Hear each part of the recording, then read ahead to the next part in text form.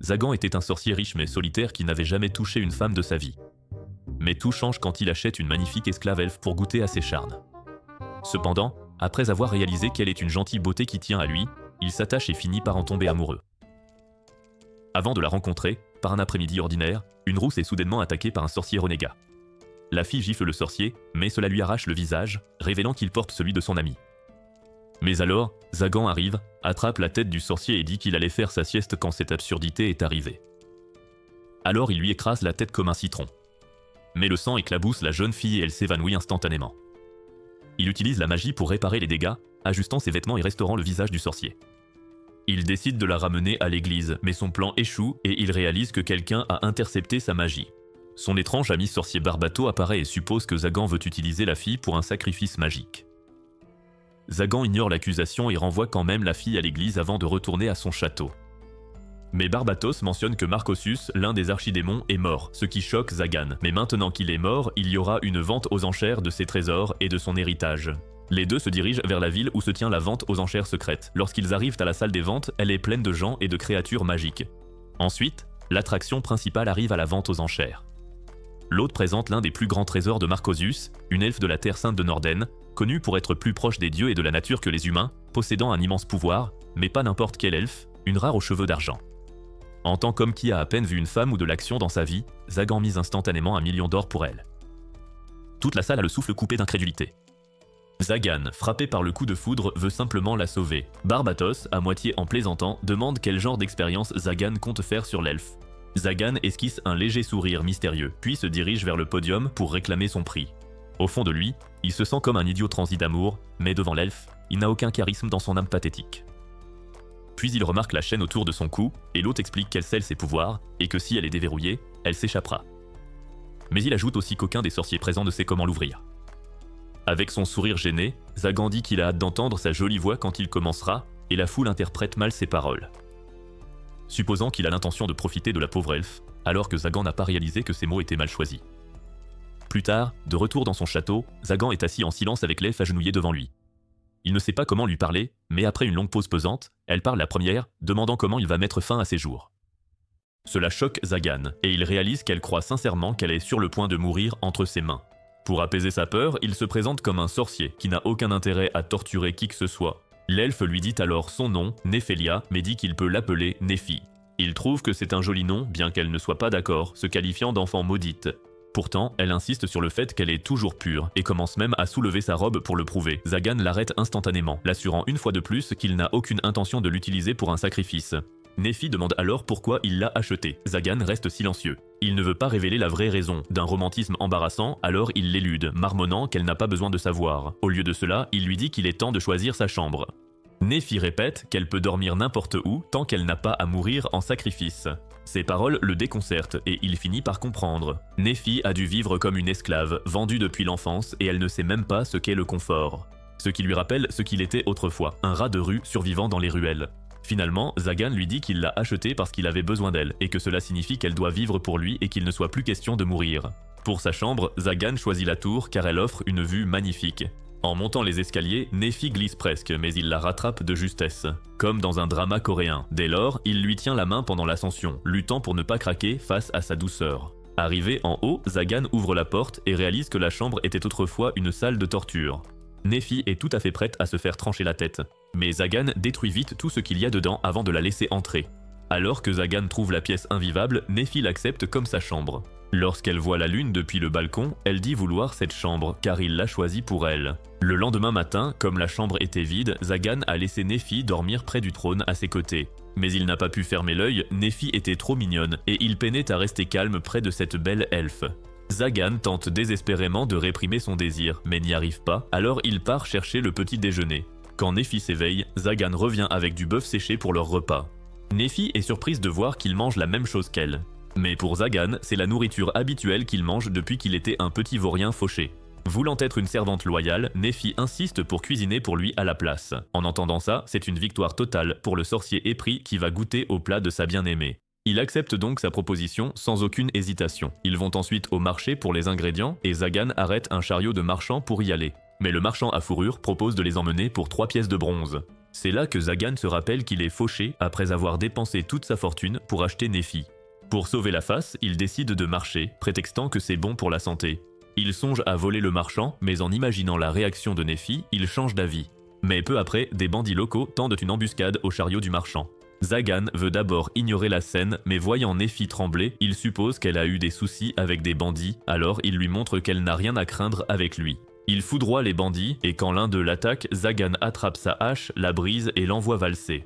Les bandits appellent leur chef, un autre sorcier, surpris de voir un mage comme Zagan être quelqu'un de bien. Le chef crée un cercle de feu magique, pensant gagner, mais Zagan s'en empare et le retourne contre lui, terrassant toute la bande. Les bandits fuient, terrifiés, et les marchands, ébahis, le remercient, n'imaginant pas qu'un sorcier puisse être si gentil. Le marchand-chat le récompense avec un sac de pièces d'argent et lui propose de les escorter jusqu'à la ville. Zagan est stupéfait du salaire pour avoir juste frappé des bandits, mais surtout touché par cette gratitude sincère. Les marchands complimentent même Néphi, disant qu'elle a de la chance d'avoir un maître si bon. Finalement, ils font route ensemble avec le marchand. En chemin, Néphi lui demande pourquoi il aide ces gens. Zagan se dit que c'est l'occasion de l'impressionner avec des paroles bienveillantes. Mais au lieu de ça, il dit froidement que c'est moins que rien doivent rester à leur place. Mais il regrette aussitôt ses paroles, car cela le fait passer pour un méchant. Une fois en ville, Zagan se demande ce qu'il pourrait bien acheter pour Néphi. Voyant qu'elle n'est pas à l'aise dans sa robe usée, il décide de lui en offrir une nouvelle. Il l'emmène dans l'atelier d'une couturière ailée nommée Manuela. Dès que Zagan entre, elle reconnaît immédiatement en lui un sorcier. Et quand elle aperçoit le collier autour du cou de Néphi, elle comprend tout de suite la situation. Elle emmène alors Néphi dans la cabine d'essayage. Pensant qu'elle est le jouet de Zagan, Néphi sort en tenue de succube, choquant Zagan qui manque d'exploser.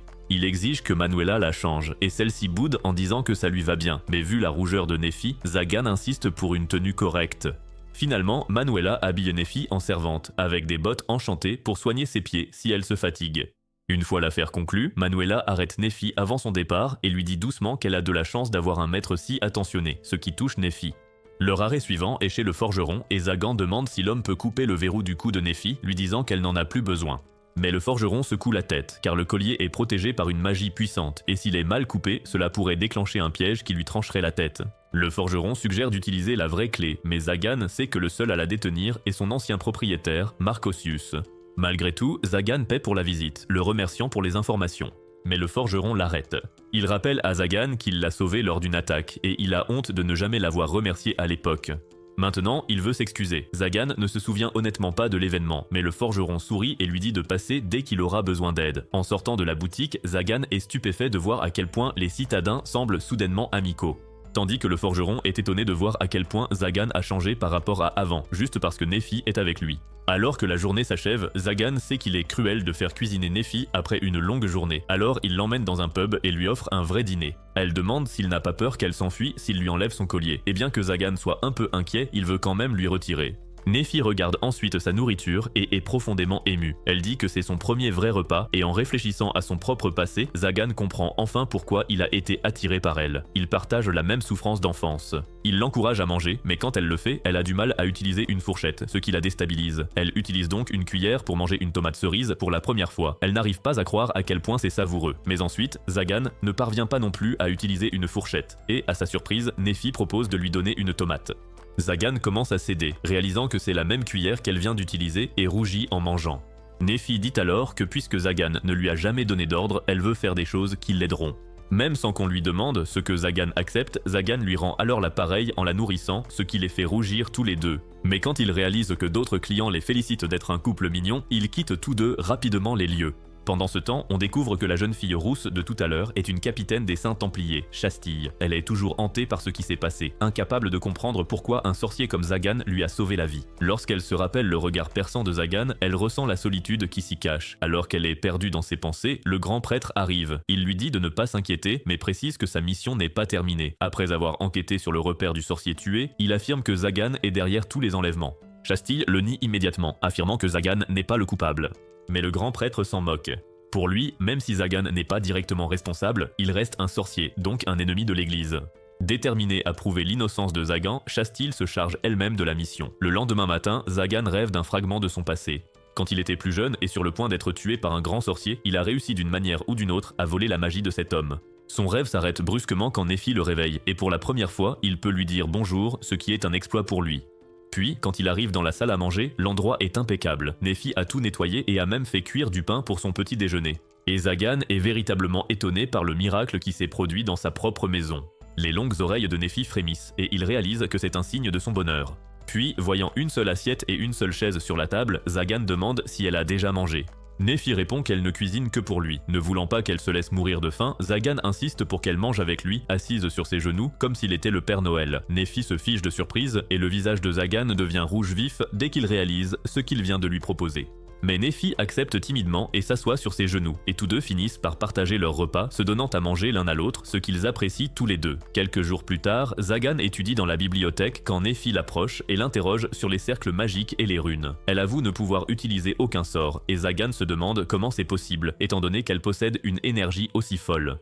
On croirait qu'elle a le renard à 9 queues en elle. Il décide donc de lui enseigner tout ce qu'il sait.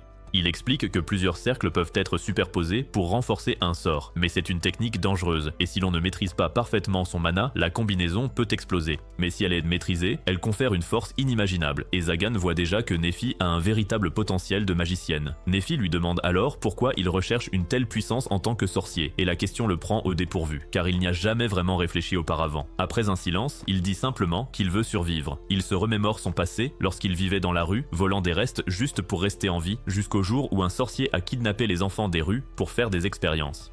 Zagan n'a survécu que parce qu'il a volé la magie de ce sorcier, et à partir de ce moment-là, il a appris à devenir assez fort pour ne plus jamais être impuissant. Nephi écoute en silence, puis dit qu'elle ne souhaite pas du tout être forte.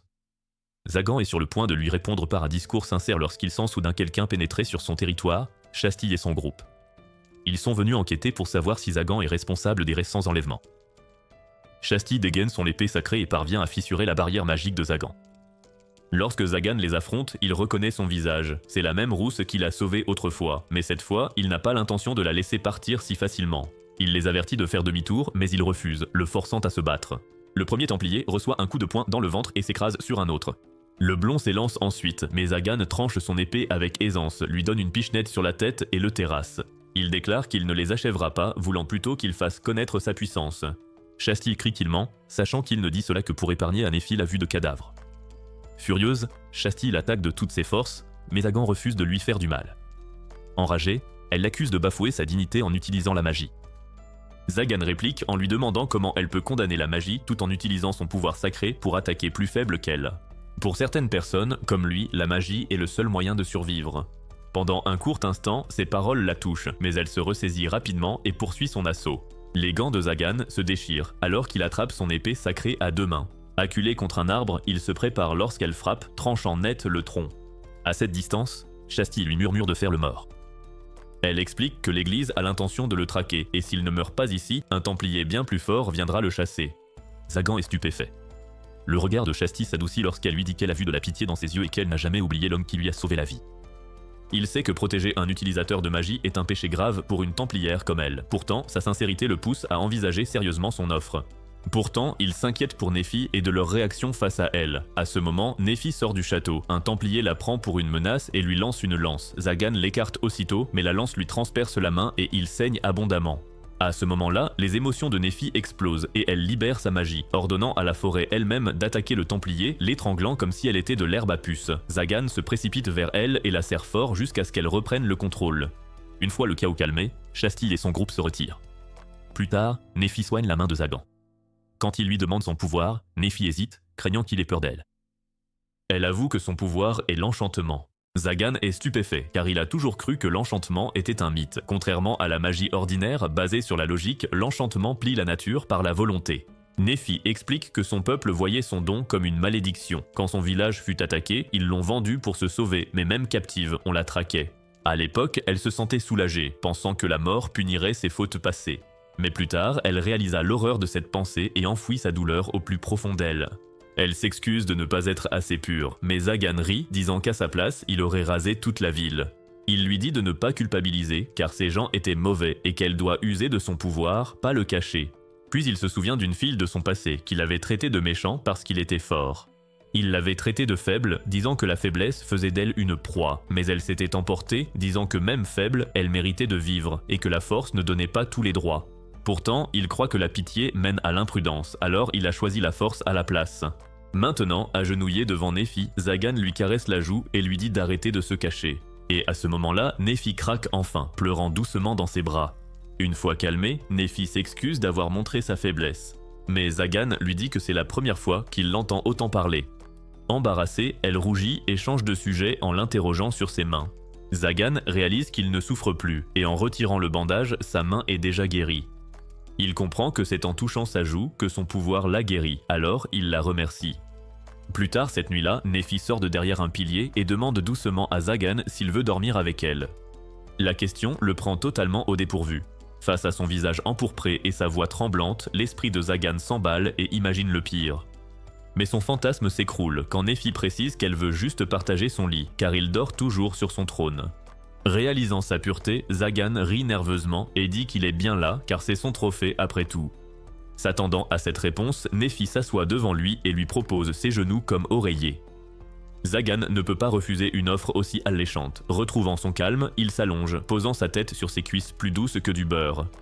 En levant les yeux, il découvre une vue si belle que son cœur s'arrête et que son engin se réveille.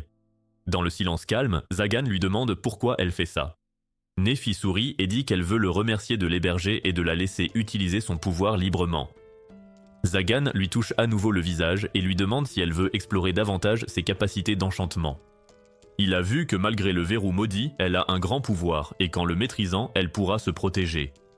Nephi hésite, doutant d'elle-même, et se demande si elle en est capable ou si elle peut lui être utile. Zagan la rassure avec assurance, disant qu'elle peut devenir plus forte que lui et qu'elle n'a rien à craindre. Encouragé par ces mots, Nephi accepte enfin d'entraîner son pouvoir pour pouvoir l'aider. Zagan se tait, n'ayant jamais imaginé que Nephi deviendrait un jour son élève. Mais alors que le silence s'installe, Nephi évoque son histoire de la fille qu'il avait traitée de méchant. Elle dit que même s'il le cache, elle sait que cela a dû lui faire mal. Puis elle lui serre doucement la tête et promet de ne jamais oublier sa grande gentillesse. À cet instant, Zagan verse une larme en secret, souhaitant sentir cette chaleur réconfortante à jamais. Le lendemain, Barbato passe à l'improviste, s'enquérant de l'attaque des Templiers et de Chastille, qui maniaient une épée sainte. Zagan admet qu'elle était forte, ce qui fait rire Barbato. Mais quand il remarque le visage de Nephi, il sursaute de son siège, choqué, demandant pourquoi elle est encore en vie. Zagan lui dit qu'il n'est pas comme lui, et il présente Nephi à Barbato comme son élève. Désormais, car elle possède une énergie immense et pourrait maîtriser de puissants sortilèges. Barbato n'y avait pas pensé et loue l'idée, qualifiant Nephi d'arme vivante. Puis il demande si c'est à cause d'elle que les Templiers ont fui, et Zagan l'admet nonchalamment. Barbato insiste, demandant si Zagan a l'intention de revendiquer le trône vacant. Zagan admet que l'idée lui a traversé l'esprit, juste pour que personne ne puisse jamais toucher à Nephi. Pourtant, il sait qu'avec seulement 10 ans d'expérience, il pourrait perdre face à ceux qui ont vécu 100 ans comme sorciers ou sorcières. Mais quand même, tant qu'il sera en vie, il continuera de s'y efforcer. Voyant l'affection de Zagan pour Nephi, Barbato soupire, perd tout intérêt et décide de partir. Zagan se demande ce qui lui prend, tandis que Nephi remarque que Barbato semble être un bon ami pour lui. Le mot « ami » résonne dans l'esprit de Zagan, car il n'a jamais vraiment pensé à en avoir un. Chassant cette pensée, il décide qu'il est temps de commencer l'entraînement de Nephi. Dès lors, Nephi étudie la magie entre ses corvées, montrant peu à peu plus d'émotion quand Zagan loue sa cuisine. Lorsqu'il pratique l'enchantement, elle peine à contrôler son pouvoir, mais ses cercles magiques s'affinent de jour en jour. Puis, un matin, une invitation formelle arrive des 12 seigneurs sombres, convoquant Zagan dans la grande salle. Le jour convenu, Zagan se rend au château secret caché sous la ville, où les 12 seigneurs sombres l'attendent. Lorsqu'il entre dans la grande salle, des murmures emplissent l'air. Les autres sont choqués que le candidat au trône vacant soit si jeune. Zagan les foudroie du regard et leur dit d'énoncer leur but, sinon il s'en va. L'un des seigneurs rit de son orgueil, puis s'avance, déclarant que Zagan est désormais choisi comme 13e seigneur sombre. Il présente la marque du seigneur sombre, expliquant que pour prendre le trône, Zagan doit l'accepter comme les autres. Zagan sent la vague de puissance écrasante émanant de la marque, une énergie identique à celle qu'il perçoit en chacun d'eux. Il demande pourquoi ils l'ont choisi alors que d'autres sont bien plus forts. Un autre seigneur répond que bien que Zagan possède un pouvoir immense, son vrai don est la survie. Le premier sorcier qu'il a jamais achevé, Andras le Maudit, n'était pas un faiblard, pourtant Zagan l'a vaincu à un si jeune âge. Ils ajoutent que sa capacité à mémoriser les cercles magiques et à les maîtriser instantanément rend sa magie terrifiante et unique. Un autre seigneur ajoute que la force de Zagan mérite respect et crainte, car quand Zagan vole le pouvoir d'autrui, nul ne peut l'arrêter. Il continue de flatter Zagan, disant qu'il peut toujours décider d'en finir avec eux et que nul ne peut s'échapper. Il pourrait faire s'agenouiller chaque seigneur devant lui, tel un vrai tyran, et c'est pourquoi il est choisi comme 13e seigneur sombre. Zagan écoute en silence. Se demandant s'il pourrait voler tout leur pouvoir s'il le souhaitait. Une femme parmi eux prévient qu'il le pourrait, mais que le gain serait bien moindre que la perte. Et ce rappel lui remet instantanément Nephi à l'esprit. Un autre seigneur prend la parole, disant que la colère des seigneurs sombres ne se limite pas à la destruction, et qu'il pourrait effacer tout ce qui lui est cher jusqu'à son existence même. Il ajoute qu'il n'y a pas de paix sur cette voie, et qu'être un seigneur démon, c'est n'être suivi que par les ténèbres. Pour lui, il a déjà vécu l'enfer bien avant de devenir sorcier, sachant que dans ce monde, il n'y a que deux choix. Vivre comme le diable ou mourir, Zagan choisit de vivre et accepte son rôle de 13e seigneur démon, mais à une seule condition. Plus tard, après la cérémonie, Zagan retourne à son château. Nephi est occupé en cuisine quand il entre avec un air grave. Il lui dit la vérité, qu'il est désormais le seigneur démon et qu'avec ce pouvoir, il peut enfin déverrouiller sa chaîne maudite. Puis Zagan libère Nephi, disant qu'en tant que seigneur démon, il n'a pas besoin d'elle. Soudain, Nephi se retrouve bientôt seule dans une ruelle sombre. Elle se souvient du dîner qu'elle cuisinait, de la chaleur de son foyer. Mais quand elle regarde la chaîne ouverte autour de son cou, elle se rappelle douloureusement les mots de Zagan et comment il l'a laissé partir. Plus tard, Shastil trouve Nephi et voit que l'elfe est toujours sous le choc. Shastil s'agenouille à ses côtés et lui demande doucement si elle va bien. Mais Nephi, l'esprit perdu dans le désespoir, offre sa vie à la Templière. Même Shastil est effrayé par l'étrange réaction de Nephi. La scène attire l'attention des passants et les murmures se propagent. Tout le monde sait que Nephi vivait avec un sorcier et maintenant il suppose que Shastil la brutalise pour cette raison. La couturière Manuela s'avance, se tenant entre elles et réprimandant Shastil pour son manque de cœur envers une fille sans défense. Shastil fond en larmes alors que le malentendu s'aggrave.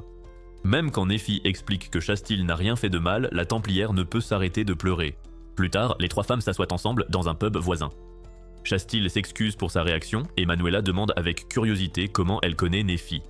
Shastil admet que c'est à cause de sa mission. Nephi ajoute vite que Shastil n'est pas à blâmer et que celui qui a blessé Zagan était un autre Templier nommé Torres, traumatisé après l'attaque de l'arbre de Nephi. Quand leur nourriture arrive, Nephi réalise qu'elle n'a pas d'argent pour payer. Manuela propose gentiment de régler le repas, mais plaisante en disant que Shastil doit payer les boissons. Shastil est sur le point de se plaindre quand Nephi fond soudainement en larmes, submergée par les souvenirs. Ni Shastil ni Manuela ne s'y attendent. À travers ses larmes, Nephi s'écrie, se demandant pourquoi Zagan l'a rejetée ainsi.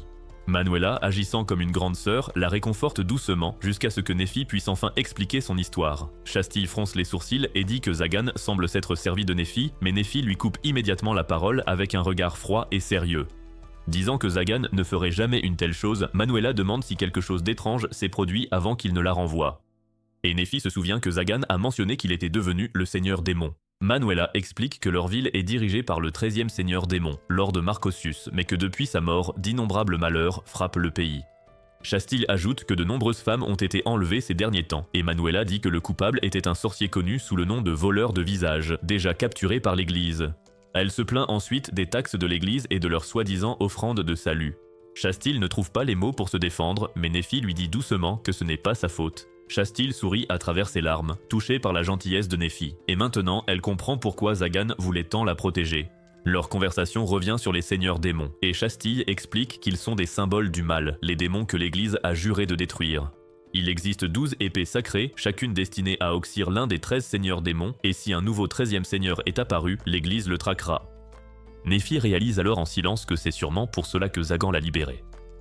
Shastil demande alors si Zagan est doué en magie, et s'il utiliserait des sacrifices humains pour la renforcer. Nephi secoue immédiatement la tête, disant que Zagan n'a jamais montré d'intérêt pour les faibles et qu'il n'attaquait que ceux dont il méprisait la cruauté. Shastil acquiesce, car elle a vu de ses yeux comment Zagan a refusé de l'affronter car c'était une femme, et malgré sa puissance, c'était un gentleman. Elle ajoute que lors de leur rencontre, il semblait appeler à l'aide en silence, mais était trop fier pour l'admettre. Nephi le comprend parfaitement, car même si elle n'aime pas l'idée que quelqu'un d'autre connaisse si bien Zagan, son inquiétude l'emporte sur sa jalousie. Elle se lève, déterminée à retourner auprès de lui, et elle dit que même si Zagan est fort, cela ne veut pas dire qu'il ne peut pas souffrir. Shastil accepte et jure d'aider aussi, promettant de démasquer celui qui a tenté de piéger Zagan pour les crimes de la ville. Manuela sourit chaleureusement, ravie de voir que tout s'arrange et dit à Nephi de passer dès qu'elle aura besoin de parler. Quand Nephi demande pourquoi elle est si gentille, Manuela répond simplement que c'est parce qu'elles sont amies, et Shasti ajoute maladroitement qu'elle veut en être aussi. Les filles partagent un rare moment de rire, jusqu'à ce que 3 templiers de l'unité de Shasti fassent irruption dans le pub. Criant qu'il y a une urgence, avant qu'il ne s'explique, des ombres sombres apparaissent soudainement, tourbillonnant dans la pièce au nom de Zagan. Elle frappe vite, capturant Nephi et Shasti, tandis que Manuela parvient à s'échapper en s'envolant haut dans les airs. De retour au château, Zagan est seul, sa demeure est douloureusement silencieuse sans la présence de Nephi. Pendant ce temps, les 3 templiers du pub gisent au sol, pris au piège par les sorts que lui et Nephi ont créés ensemble. Zagan n'arrête pas de se dire que laisser partir Nephi était le bon choix. Mais alors qu'il s'en va, l'un des templiers blonds lui saisit la jambe, le suppliant de sauver Shasti. Il explique que Shasti a défendu Zagan, osant même affronter le grand prêtre pour prouver son innocence. Zagan ne comprend pas jusqu'à ce que Manuela arrive en criant que Nephi et Shasti ont été enlevés. Il serre les poings, déchiré entre l'envie d'agir et celle de rester caché. Il sait que s'il intervient, l'église découvrira son lien avec Nephi et elle sera marquée comme hérétique. Mais avant qu'il n'hésite davantage, Manuela lui hurle que Nephi veut vraiment rester avec lui.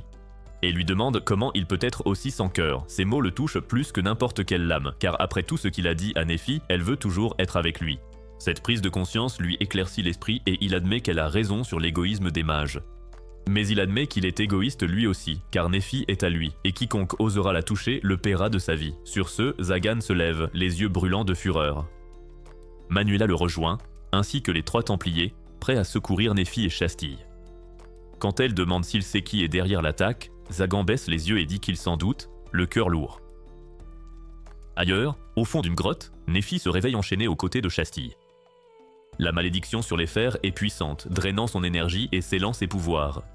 Depuis les ombres, une voix familière résonne, et Barbato s'avance dans la lumière. Nephi le regarde avec incrédulité et demande pourquoi, sachant qu'il était censé être l'ami de Zagan.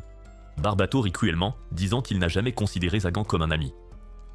Il lui dit qu'Andras, le premier sorcier que Zagan a éliminé, était son propre mentor.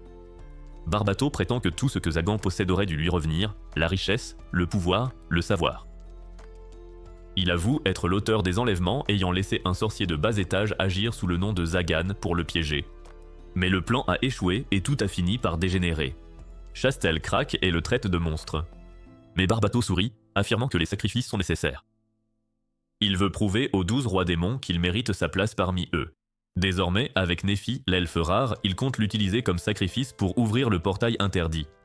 Mais Nephi le foudroie du regard et dit que Zagan a déjà été couronné 13e roi démon. Barbato se fiche d'incrédulité et la rage le consume. Il hurle que Zagan lui a tout volé et traîne Nephi vers le cercle magique incandescent. Nephi sent l'emprise de la malédiction et pense que c'est peut-être sa fin. Mais quand elle se rappelle que seul Zagan l'a vue comme une personne et non un outil, quelque chose s'éveille en elle. Elle crie qu'elle appartient à Zagan et que personne d'autre ne peut la toucher. Furieux, Barbato lève la main pour la frapper, quand soudain, la grotte explose. Et Zagan arrive. Barbato comprend aussitôt que ses ruses sont découvertes, et il exige de savoir quand Zagan l'a compris. Zagan répond froidement que c'était simple. Il révèle qu'il est absurde que le sorcier voleur de visage ait pu franchir sa barrière, sachant que c'est un minable qui a imploré sa pitié avant de mourir. Zagan a donc compris que la seule personne capable de franchir sa barrière était Barbato. Mais l'indice fatal fut quand Barbato vint le voir après avoir appris l'attaque d'un templier, c'était évident. Mais ce qui a vraiment enragé Zagan, c'est que Barbato ait osé s'en prendre à Nephi, et ça, il ne le pardonnera jamais. Sans hésiter, Zagan agit vite, attaquant la main et la jambe de Barbato pour le paralyser. Il brise aussitôt les chaînes de Nephi et lui demande si elle va bien.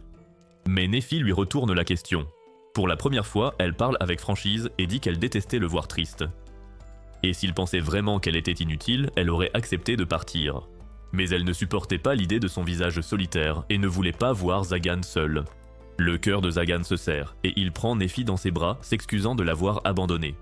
Mais leur moment de tendresse est brisé quand Barbato invoque une nuée de cercles magiques pour contre-attaquer.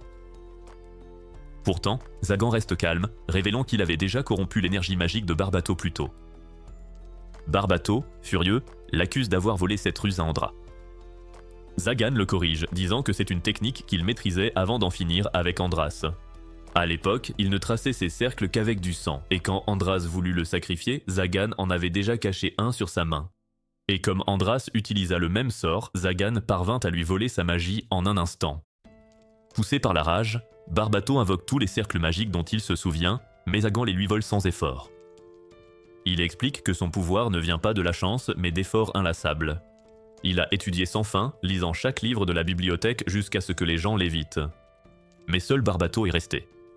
Il pensait que c'était un ami, mais Barbato était juste curieux de savoir qui il était vraiment. Zagan répond fièrement en montrant sa maîtrise de la magie volée à Barbato, et en tant que nouveau roi démon, il proclame son titre Zagan, le tueur de sorciers. Ces paroles sont suivies d'une vague de destruction massive issue de ses cercles magiques améliorés. Barbato s'effondre, du sang coulant de sa bouche. Il réalise que même s'il devenait l'un des rois démons, il ne pourrait jamais surpasser Zagan.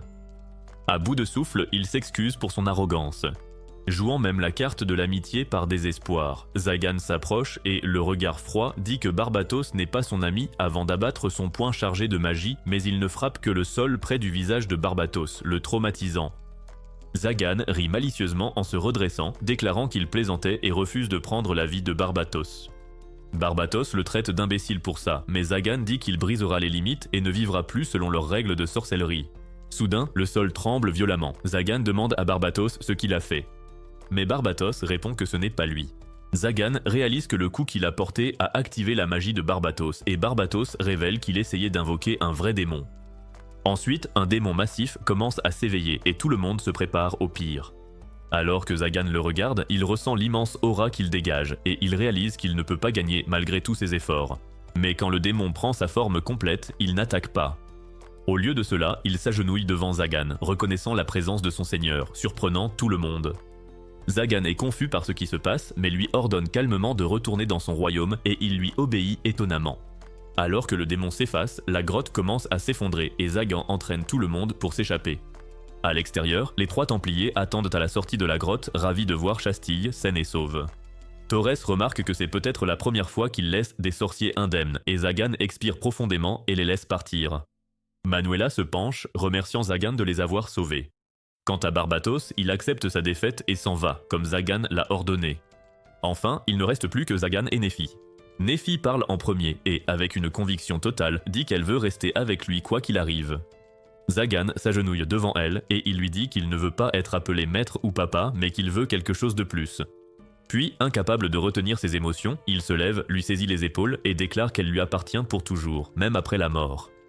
Nephi sourit chaleureusement et accepte, elle brandit même son ancienne chaîne, disant que, bien qu'elle ait autrefois symbolisé l'esclavage, elle veut qu'il la lui mette, car elle représente désormais le début de leur lien.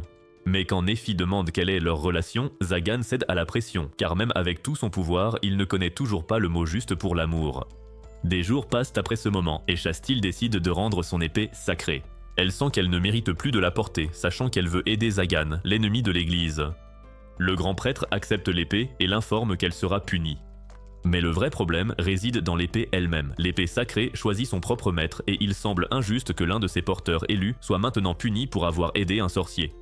Par respect pour ses services, le grand prêtre promet de la défendre et de veiller à ce que sa peine ne soit pas trop sévère.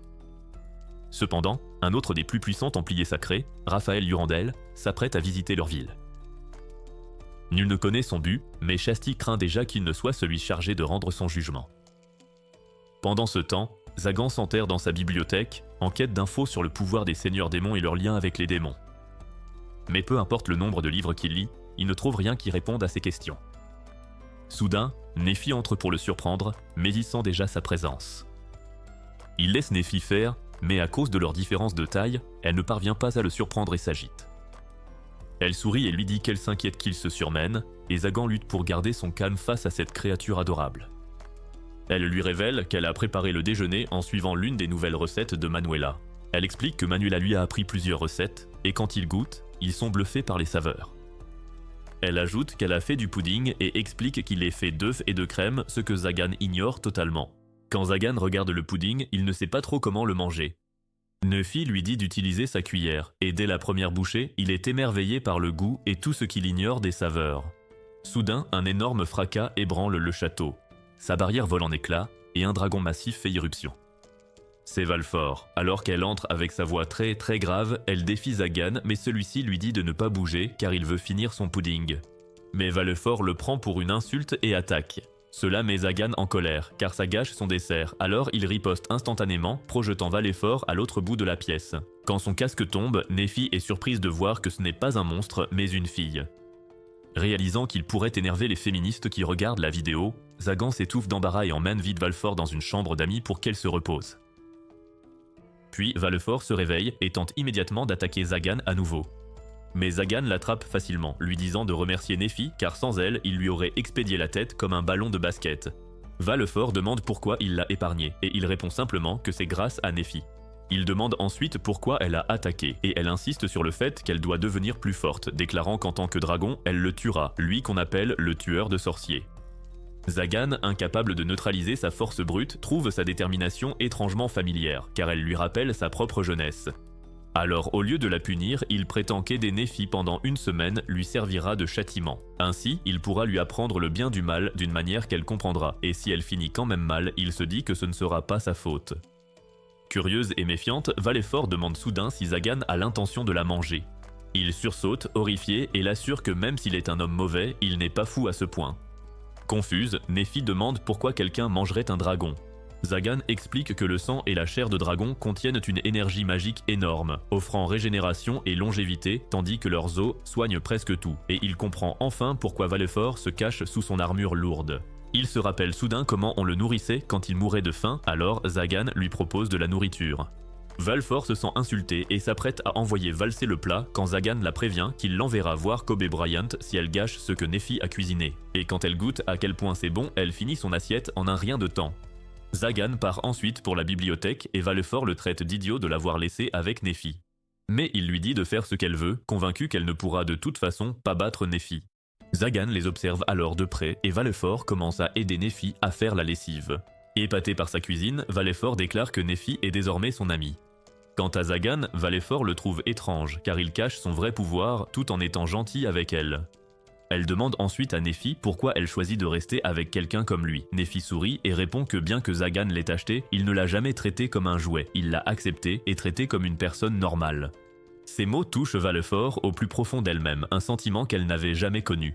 Les jours passent et Valfort s'habitue à sa vie avec eux, travaillant dur avec Nephi sans se plaindre. Un soir, alors que Zagan cherche en vain où se trouve le vrai seigneur démon, Valfort l'appelle pour dîner. Il la rejoint, mais elle le prévient de rester sur ses gardes, car elle pourrait l'attaquer par derrière.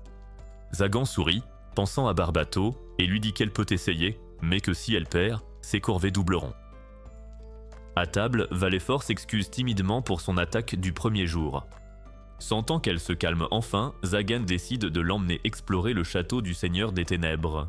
Mais Valfort s'énerve soudain, voulant savoir pourquoi il lui fait confiance alors qu'elle est un dragon. Zagan répond qu'il s'en fiche, car chez lui, elle n'est qu'une fille et qu'elle est libre d'agir comme telle. Ces mots la figent, car personne ne l'avait jamais traitée de la sorte. Bouleversé, Valfort commence à pleurer. Zagan lui tapote maladroitement la tête, lui disant de ne pas pleurer dans le plat de Nephi.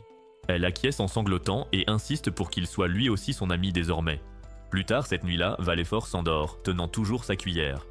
Quand Zagan tente de lui prendre, elle lui saisit le doigt, murmurant des mots sur son père en dormant. Nephi les regarde en souriant et dit qu'on dirait qu'ils viennent d'avoir un enfant. Ils rougissent tous les deux et sans un mot, Zagan et Nephi se prennent la main. Depuis qu'elle travaille au château, Valfort tient un journal où elle note tout sur le ménage et la cuisine. Mais ce qui la préoccupe le plus, ce sont Zagan et Nephi. Elle a vu Nephi observer Zagan endormi en se parlant à elle-même, comme si elle voulait lui dire quelque chose. Une autre fois, elle a vu Nephi sur ses genoux alors qu'ils étudiaient ensemble à la bibliothèque. Ils se sont séparés maladroitement dès qu'elle est apparue, mais quoi qu'il en soit, Valfort se sent bien dans cet endroit. Le lendemain, Zagan et Nephi l'emmènent à la boutique de Manuela. Ils achètent un joli manteau à Valfort et elle l'adore. Puis, au marché, Valfort leur tient la main comme si elle était leur fille, et Zagan se sent protecteur envers elle. Non loin de là, Shasti se promène en pensant à tout l'équipement qu'elle a rendu à l'église. Elle l'a fait car elle sait qu'elle a eu tort de défendre le Seigneur des Ténèbres. Pourtant, elle sait que Zagan est bon et ne veut pas qu'il soit séparé de Nephi, car ils forment une belle famille. C'est alors que Zagan et Nephi apparaissent devant elle, avec une petite fille entre eux. Shasti est stupéfaite, elle n'arrive pas à croire qu'ils aient déjà eu un enfant ensemble. Zagan explique vite qu'il ne s'est rien passé entre eux et que l'enfant n'est pas le leur. Il présente Valfort et lui dit que Chastille est leur ami. Mais avant que la situation ne s'apaise, 3 Templiers arrivent et se saisissent de Chastille, disant que le grand prêtre exige sa présence. Valfort est prêt à attaquer, mais Zagan l'arrête, disant que les gens du marché sont les amis de Néphi, et que Valfort ne peut pas faire de scène. Plus tard, quand Zagan arrive au château du Seigneur des Ténèbres, Valfort ressent une énergie familière venant de l'intérieur, comme un dragon qui y vivait. Zagan lui dit d'enquêter et de prendre tout ce qui pourrait être lié au dragon. L'exploration commence. Ils trouvent un golem inactif qui protégeait autrefois le château, mais depuis la mort de Murkosius, il est resté immobile. Ensuite, Valfort découvre un cercle magique imprégné du pouvoir d'un dragon. Zagan lui tapote la tête et Néphi fait de même avec elle. Valfort ouvre alors une porte secrète depuis le cercle magique. Mais pendant ce temps, Zagan remarque que Néphi rougit, comme si elle voulait quelque chose, et réalise qu'elle veut aussi une caresse sur la tête. Alors Zagan la caresse, et les oreilles de Néphi frémissent d'excitation. Puis la porte secrète s'ouvre, et ils descendent dans un donjon caché. Au fond se trouve une bibliothèque secrète. Zagan demande à Néphi et Valfort de chercher des livres sur le seigneur démon ou les démons. Pendant qu'ils cherchent, Valfort, ayant observé la complicité de Zagan et Néphi, demande comment il a pu savoir ce que Néphi voulait plus tôt. Zagan répond qu'il peut déjà le deviner et que Néphi lui donne des indices. Valfort souhaite être comme ça un jour et Zagan comprend ce qu'elle veut dire et lui dit qu'elle a tout le temps. Quelques instants plus tard, elle repère un livre sur les 12 épées sacrées. Zagan est ravi et le lit rapidement. Il étudie les runes et voit que la marque de l'épée sacrée et celle du Seigneur des Ténèbres se ressemblent étrangement. Il sait que s'il peut découvrir leur histoire, il apprendra peut-être la vérité sur le Seigneur démon. Pendant ce temps, à l'église, le célèbre Templier Raphaël arrive. Chastille pour la piller. Raphaël ne perd pas de temps en politesse et il demande immédiatement combien de sorcières ou de sorciers elle a oxy. Croyant qu'il a l'intention de l'exécuter, Chastille répond prudemment qu'elle ne compte jamais. Raphaël rit aux éclats, impressionné par son audace, car cela fait des lustres que personne ne lui a parlé aussi directement. Mais son ton se durcit rapidement, lui disant de garder cette fierté pour l'au-delà. Ses 3 chevaliers tentent de la protéger, mais avant que quoi que ce soit n'arrive, le grand prêtre Clavouel intervient, réprimandant Raphaël pour ses paroles dures. Mais Raphaël insiste sur le fait qu'il n'a rien à voir avec le prêtre, sauf si cela concerne l'épée sacrée de Chastille. Il dit que l'épée choisit son propriétaire et ne peut être utilisée par personne d'autre tant que celui-ci vit, alors Raphaël dit qu'il devrait lui trancher la tête. Il ajoute que Clavouel n'a aucun droit de la garder et qu'il devrait la rendre à Chastille. Cependant, Chastille pense qu'utiliser l'épée sacrée pour ses propres besoins ne la rendrait pas différente de ses utilisateurs de magie sans cœur. Raphaël est déconcerté par sa fierté et son entêtement, mais respecte tout de même sa détermination. Finalement, Clavouel lui rend l'épée, s'en remettant à son propre jugement et à ses décisions. Mais Chastille se demande discrètement pourquoi Raphaël l'aide. Ce soir-là, après sa défaite, Barbato emmène Zagan dans un pub pour boire un verre, conformément à l'accord pour le laisser vivre. Il veut savoir si Zagan a vraiment un enfant ou s'il en a kidnappé un et qui est réellement cette fille. Zagan répond que c'est quelqu'un qu'ils connaissent tous les deux. Perplexe, Barbato suppose qu'il pourrait s'agir de Valfort mais rejette l'idée. Il rit, réalisant que Zagan a effectivement adopté un enfant. Leur conversation dévie sur Raphaël le Grand, qui vient d'arriver en ville, et Barbato l'avertit que Raphaël vise la tête de Zagan. La rumeur dit qu'il a mangé autrefois de la chair de dragon, ce qui lui a conféré un immense pouvoir. L'expression de Zagan se durcit, car Valfort a dit un jour que son père avait été tué par un Templier, et il pourrait s'agir du même homme. Et alors que Barbatos s'enivre, la porte de la taverne s'ouvre. Raphaël entre et se tient derrière eux, plein de soif de sang. Raphaël leur adresse un sourire mortel, ce qui fait s'évanouir la serveuse, et Barbatos s'apprête à attaquer le vieil homme. Mais Zagan l'arrête, disant qu'il ne perçoit aucune intention malveillante de la part de Raphaël. Zagan et Raphaël s'installent donc dans un coin. Raphaël dit être venu rencontrer le sorcier qui a sauvé Chastille, sa camarade. Zagan demande si Raphaël accepte de laisser 2 sorciers circuler librement devant lui et Raphaël répond qu'il n'abat les flammes qu'avant qu'elles ne deviennent des incendies. Il demande ensuite si Chastille a été un adversaire de taille pour Zagan, et Zagan admet qu'elle l'a plus défié que quiconque. En entendant cela, Raphaël décide de l'éliminer, et il mentionne que Chastille était censée traquer Zagan, mais son statut de templière est désormais révoqué car elle l'a laissé partir, faisant d'elle une menace pour l'église. Zagan réalise que Raphaël est venu confirmer si son lien avec Chastille est réel afin de pouvoir l'utiliser contre elle plus tard. Il avertit Raphaël de ne rien faire de stupide, affirmant que Chastille est adorée par les citadins et que cette ville lui appartient. Raphaël se contente de rire et dit que Zagan est exactement comme il l'imaginait avant de partir. Zagan ordonne à Barbato de suivre Chastille en utilisant ses pouvoirs d'ombre, et en retour, Barbato peut emprunter n'importe quel livre qu'il souhaite étudier. Quand Zagan rentre chez lui, Néphi l'attend, tandis que Valfort dort sur ses genoux. Nephi dit que c'était l'idée de Valfort et que la petite a travaillé dur aujourd'hui, déplaçant tous les livres du château sombre vers leur bibliothèque. Nephi mentionne qu'elle sait que Valfort lui a aussi dit vouloir passer sa vie avec lui, mais elle est un peu triste de ne pas pouvoir en faire autant. Zagan l'assure qu'elle sera aussi avec lui, et cela rend Nephi heureuse de savoir qu'il a promis qu'ils resteraient tous ensemble. Dans ce moment parfait, Zagan se penche, sa main effleurant le visage de Nephi, et tout semble propice à un baiser. Mais Barbatos surgit soudainement des ombres. Furieux, Zagan manque de le maudire pour l'avoir interrompu à moins que le rapport ne soit important. Barbato dit que c'est urgent, et il apporte le corps inconscient de Chastille, disant qu'elle a été empoisonnée.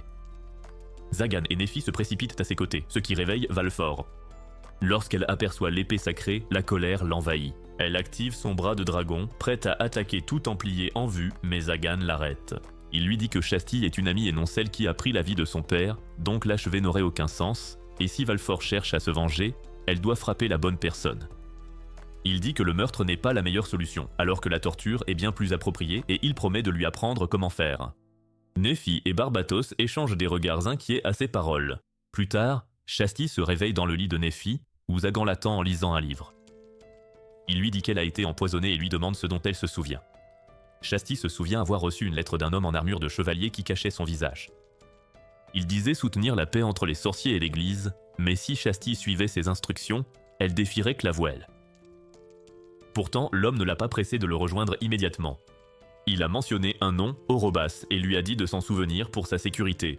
À son retour chez elle, elle a trouvé du thé déjà préparé. Après l'avoir bu, elle s'est effondrée à cause du poison, mais c'est alors que Barbatos est apparu.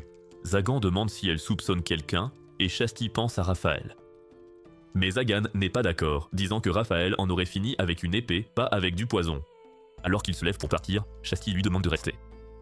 Zagan lui dit de demander plutôt à Nephi, sous-entendant qu'il ne devrait pas. Elle comprend le sens de ses paroles et s'excuse. Pourtant, il ne veut pas réveiller Nephi, alors il tourne sa chaise vers la porte pour monter la garde. Chastille comprend discrètement sa place, car elle ne veut pas gâcher ce que Zagan et Nephi ont, et elle veut seulement les voir heureux. Le lendemain matin, Chastille reçoit un uniforme de servante identique à celui de Nephi. Zagan l'autorise à rester mais précise que cela ne signifie pas qu'elle peut se détendre comme une invitée, et Chastille se plaint de n'avoir jamais fait de ménage. Lorsqu'elle rencontre Valfort, la jeune fille se montre hautaine, l'avertissant de ne pas trop s'habituer à Zagan et Nephi. Valfort l'appelle même la maîtresse avant de s'enfuir. Zagan explique que Valfort méprise les Templiers pour avoir pris la vie de son père, Chastille doit donc comprendre son amertume. Mais ensuite, Chastille crie 3 fois en 1 heure à cause de Valfort, surtout quand Valfort la taquine avec une grenouille, sa petite vengeance sans magie. Les jours passent alors que Chastille s'adapte à la vie au château, et Valfort note tout dans son journal. Elle admet que même si elle aime le nom de Chastille, elle ne l'aime pas en tant que personne. Et pour une templière professionnelle, Chastille semble faible, presque pitoyable aux yeux de Valfort. À ce moment-là, Zagan entre dans la pièce, demandant à parler en privé pendant que Nephi et Chastille prennent un bain chaud ensemble. Chastille remarque que la baignoire est spacieuse, et Nephi répond que Zagan l'a construite lui-même pour qu'elle puisse accueillir plusieurs personnes. L'esprit de Chastille s'égare vers des pensées torrides, et Nephi rougit lorsqu'elle réalise ce que Chastille imagine. Pendant ce temps, Zagan parle avec Valfort, lui rappelant de ne pas faire de farce à Chastille pendant ou avant les repas. Il lui dit aussi qu'elle est libre de rester avec lui et Nephi pour toujours ou de partir si elle le souhaite, et que c'est entièrement son choix. Cette nuit-là, Valfort rêve de son défunt père. Elle revit le moment où elle a vu quelqu'un dévorer sa chair, et ce souvenir ravive sa rage. Et à l'aube, Valfort a quitté son lit, plongeant Nephi et Zagan dans la panique.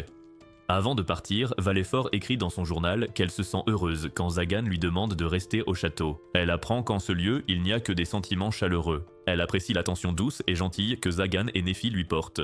Mais si elle choisit de rester, sa vengeance pour la mort de son père sera oubliée, et elle ne le veut toujours pas. Valfort part, espérant que Zagan et Nephi la comprendront et l'attendront. Valfort se rend au château du Seigneur des Ténèbres, cherchant quelque chose d'utile pour sa vengeance. Mais Raphaël l'arrête avant qu'elle ne puisse entrer. Valfort sent la présence d'un dragon en lui. Puis, elle se souvient que c'est Raphaël qui a tué son père et mangé sa chair ce jour-là. Rempli de rage, Valfort bondit pour attaquer Raphaël et le vieil homme est prêt à l'abattre. Mais Zagan arrive juste à temps pour arrêter le coup de Raphaël. Il dit à Valfort qu'elle peut faire ce qu'elle veut, mais pas la nuit. Et Zagan a heureusement Barbato, qui peut voyager à travers les ombres, lui permettant d'arriver à temps. Valfort ne comprend pas pourquoi Zagan veut encore l'aider, mais il dit simplement qu'il comprend et qu'il n'y a pas de quoi s'inquiéter. Valfort s'excuse comme un enfant perdu et Raphaël est surpris de voir un sorcier aider une inconnue. Mais Zagan le corrige en disant que Valfort est sa fille. En homme, Zagan se tient droit, prêt à combattre Raphaël, tandis que Raphaël active son épée et qu'une flamme sacrée en jaillit, brisant le cercle magique de Zagan. Il dit que sa lame a déjà tué un seigneur des ténèbres et il croit pouvoir le refaire. Valfort demande pourquoi Zagan doit être si sérieux et il répond que c'est pour lui apprendre à se venger correctement en poussant l'adversaire à bout. Puis, avec son cercle magique amélioré, Zagan attaque Raphaël et la flamme sacrée ne peut pas le briser. Zagan a appris de son combat passé contre Chastille, il a donc créé un nouveau cercle magique qui se régénère en absorbant toute l'énergie environnante, le rendant incassable. Zagan endure 3 attaques de la flamme sacrée de Raphaël avant qu'elle ne disparaisse, et maintenant que la flamme est partie, Zagan déchaîne son autre magie contre Raphaël, l'envoyant valser. Zagan croit d'abord qu'il a déjà gagné, mais Raphaël se relève, prouvant qu'il n'est pas un chevalier ordinaire. De retour au château, Chastille se rend à la salle du trône, où Néphi attend près du portail de Barbato. Chastille veut aider, mais son idéologie la retient, car elle était autrefois une templière, pourtant elle manie à nouveau son épée sacrée pour aider un sorcier. Elle se sent égoïste et Néphi remarque son expression troublée et lui demande si elle va bien. Puis elle attire Chastille dans une étreinte chaleureuse, et c'est là que Chastille craque. Chastille ne sait pas pourquoi elle continue de se battre aux côtés d'un sorcier alors qu'elle est censée servir l'église, mais elle sait qu'elle veut être avec Zagan. Quand ses larmes sont taries, Néphi caresse doucement la joue de Chastille avec un sourire, disant qu'elle est heureuse que d'autres comprennent Zagan. Quand Chastille retrouve sa détermination, elle saute dans le portail, prête à se battre pour ce en quoi elle croit. De retour sur le champ de bataille, Zagan est surpris que Raphaël puisse encore bouger. Puis il voit les blessures du vieil homme se régénérer et il réalise que Raphaël a consommé de la chair de dragon. Zagan dit à Valfort de réfléchir à une punition appropriée pour lui, mais Raphaël ne comprend pas pourquoi Valfort le hait, car ils ne se sont jamais rencontrés. Puis elle mentionne le nom de son père, Orobo, le dragon sage, et Zagan et Barbato reconnaissent immédiatement le nom. Valfort explique que son père aidait toujours ceux qui en avaient besoin, et un jour, un groupe de Templiers est venu demander son aide. Il est parti sans hésiter et n'est pas revenu pendant 1 semaine. Quand Valfort l'a enfin cherché, elle a trouvé son père gisant mort, une épée sacrée dans le cou, et Raphaël dévorant sa chair. Valfort déteste les humains depuis lors, bien que son père ait été un être bon et désintéressé. Quand Raphaël apprend que Valfort est la fille d'Orobos, il attaque, s'emparant de Zagan. Valfort riposte, formant un cercle magique explosif et le tirant sur Raphaël. L'explosion est énorme, mais Chastille apparaît juste à temps pour l'arrêter et bloquer l'épée de Raphaël. Zagan exige de connaître le véritable but de Raphaël, surtout après avoir senti sa soif de sang s'évanouir en entendant le nom d'Orobos.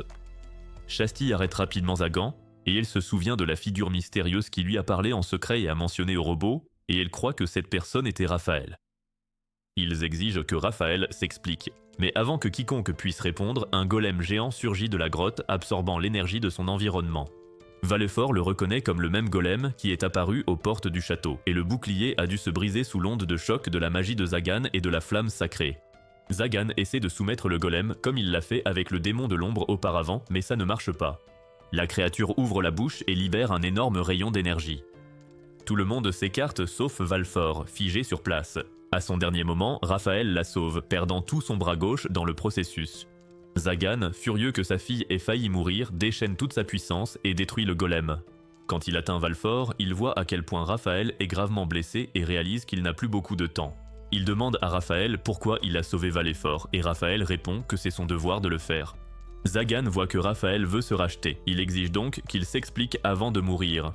Raphaël finit par expliquer à Valfort que tout n'est qu'un malentendu et qu'il n'aurait jamais pu tuer son père. Mais Valfort refuse de le croire car elle l'a vu de ses propres yeux et Raphaël était présent. Raphaël lui demande alors si son père était assez faible pour être tué par un simple humain. Il révèle qu'à l'époque, Raphaël a demandé l'aide d'Aratus pour vaincre un ennemi puissant, le démon légendaire.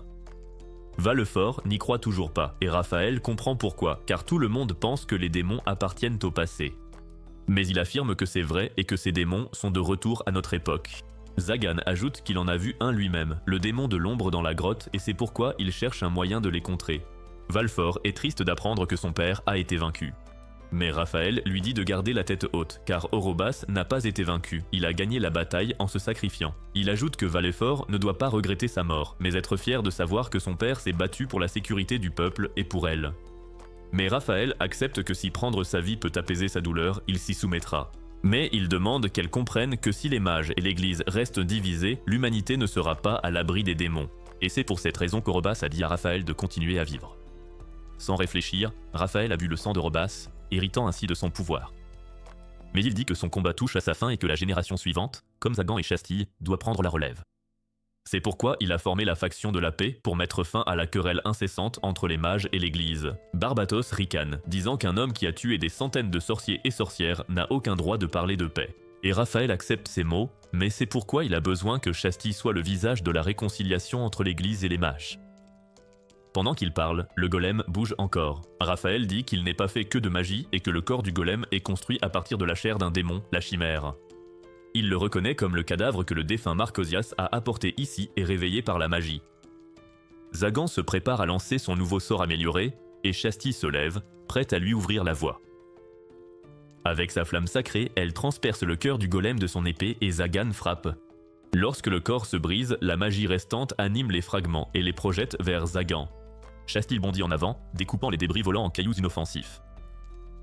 Enfin, Zagan active son nouveau cercle magique, assénant un coup qui vide l'énergie du golem et provoque une énorme explosion. Zagan admet qu'il a encore besoin de quelques ajustements. Chastille est étonné par son ingéniosité, et Zagan loue sa force en retour, car avoir un allié puissant n'est pas une mauvaise chose.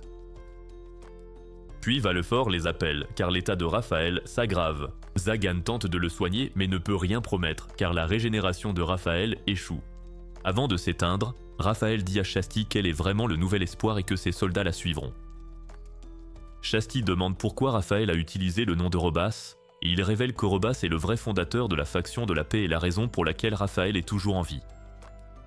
Sceptique, Zagan lui demande pourquoi Raphaël a chassé les sorciers et sorcières si c'est vrai. Raphaël répond qu'il n'en a jamais eu l'intention, qu'il a seulement essayé de parler, leur a même souri, mais qu'ils l'ont attaqué en premier, alors il a utilisé son épée pour se défendre. Cette réponse frustre Zagan, qui soutient que l'expression de Raphaël n'a rien d'amical. Mais Barbato souligne que Zagan n'est pas si différent lui-même. Raphaël dit à Chastille de retourner à l'église et de le laisser s'occuper de ceux qui veulent sa mort. Avant son départ, Vallefort lui demande ce qu'il pensait vraiment de son père. Raphaël répond qu'Orobas était un dragon puissant et que combattre à ses côtés fut l'expérience la plus extraordinaire de sa vie.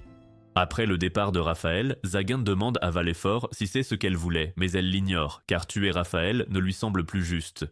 Zagan sourit, disant que sa réponse suffit, puis il ramène Vallefort chez elle, là où est sa place. Ailleurs, Clavouel retrouve ses 3 camarades, et il cherche toujours Chastille. Il veut sa vie pour lui seul, pas pour un autre, surtout pas pour Zagan le sorcier, et quiconque s'allie au sorcier doit être puni. Mais il sait que s'il perd Chastille, l'épée sacrée perdra son maître, et en trouver un autre sera difficile, car tout indigne mourra par la volonté divine de l'épée. Alors que Clavouel rumine, Raphaël entre dans la pièce, mais voir le sang sur lui donne à Clavouel une excuse pour l'achever, car pour lui, travailler avec Zagan est un péché. Clavouel s'enduit la main de poison, prétendant qu'il va soigner la blessure de Raphaël. Mais d'un geste vif, Raphaël lui tranche proprement la main. Clavouel hurle et s'effondre, mais Raphaël le fait taire du pied, déclarant que nul ne troublera la paix future. Clavouel doit donc aller rejoindre Michael Jackson. Le lendemain matin, la nouvelle de la mort de Clavouel se répand. Chastille soupçonne déjà qu'il l'a empoisonné, et sachant combien Clavouel était strict, elle décide de retourner à l'église pour rétablir l'ordre. Elle confronte ensuite Vallefort et se réjouit qu'elle fasse enfin la paix, ce qui fait pleurer Chastille.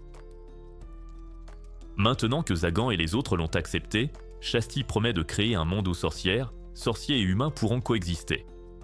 Elle est sur le point de partir quand Raphaël la félicite. Choquée, elle réalise qu'il est toujours en vie et travaille désormais comme majordome de Zagan.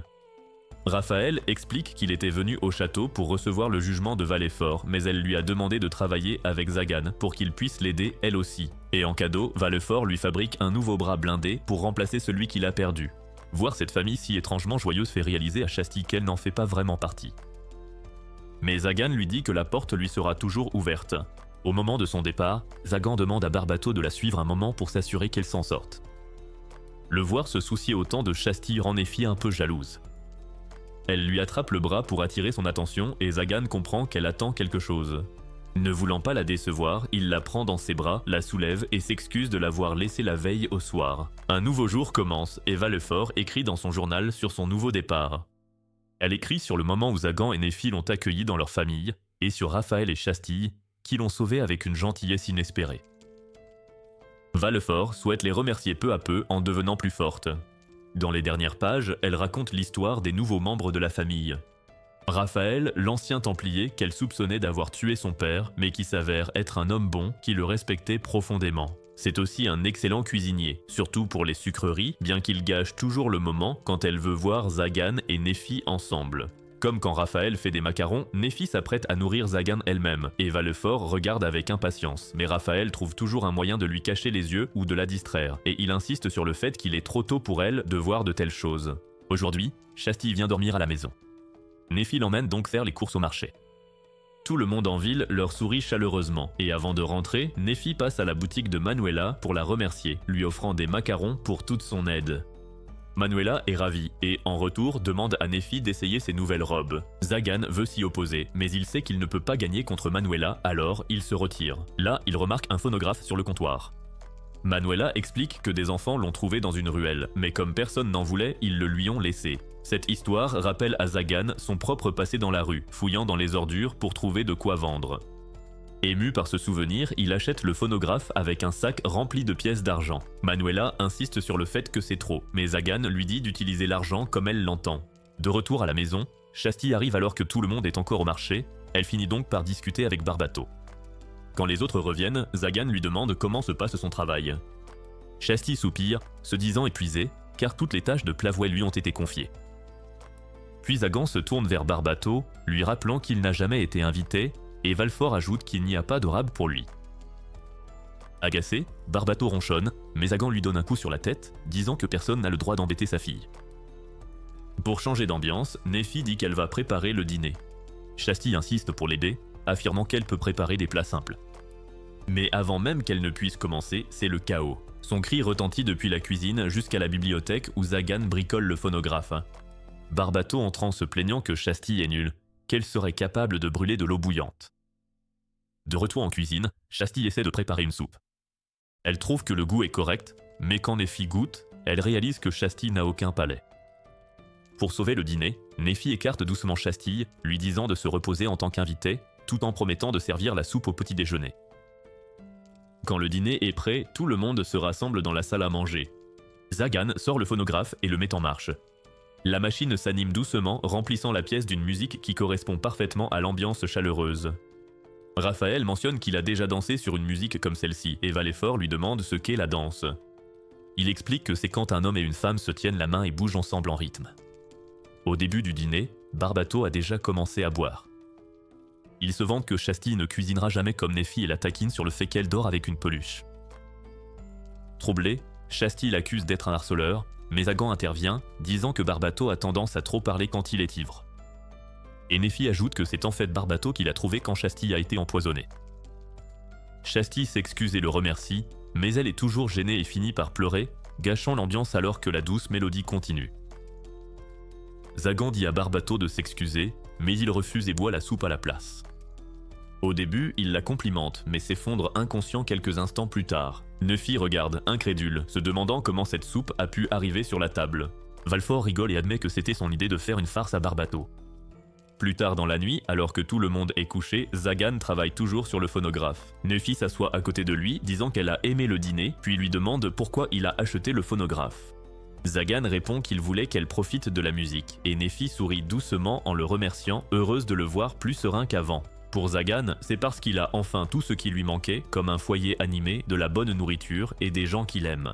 Il se rappelle avoir dormi dans la rue, survécu de restes et de la bonté d'inconnus. Alors que la musique joue une dernière fois ce soir-là, Zagan invite Néphi à danser. Vallefort s'éveille juste à temps pour les voir, et Raphaël intervient, réalisant qu'aucun d'eux ne sait danser. Avec un soupir amusé, il décide de leur apprendre et la scène finit sur des rires gênés.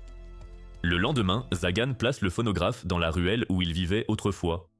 Sa musique joyeuse résonne dans les rues alors que les enfants dansent, et tous fêtent ce cadeau avec joie. Au coucher du soleil, Zagan et Néphi dansent ensemble sous le ciel flamboyant, souhaitant que ce bonheur dure à jamais. Commentez ci-dessous, Zagan le boss, si vous avez regardé jusqu'au bout. Abonnez-vous pour ne pas rater la prochaine vidéo.